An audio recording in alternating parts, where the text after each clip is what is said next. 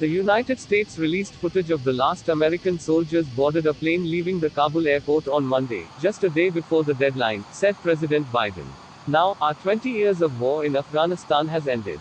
The longest war in our history. We completed one of the biggest airlifts in history, with more than 120,000 people evacuated to safety. No nation has ever done anything like it. My fellow Americans, the war in Afghanistan is now over.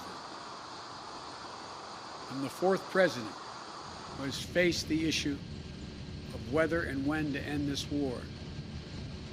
When I was running for president, I made a commitment to the American people that I would end this war. Today, I've honored that commitment. It was time to be honest with the American people again. We no longer had a clear purpose in an open-ended mission in Afghanistan.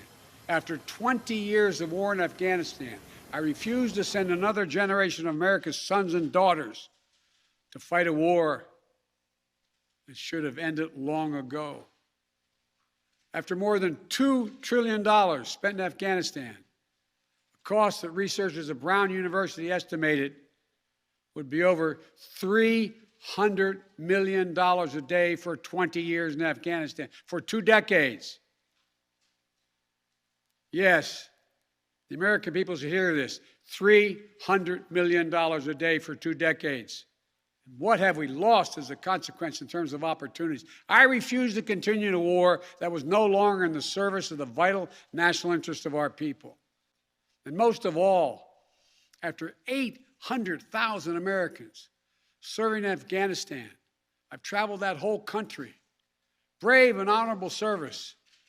After 20,744 American servicemen and women injured, and the loss of 2,461 American personnel, including 13 lives, lost just this week, I refuse to open another decade of warfare in Afghanistan.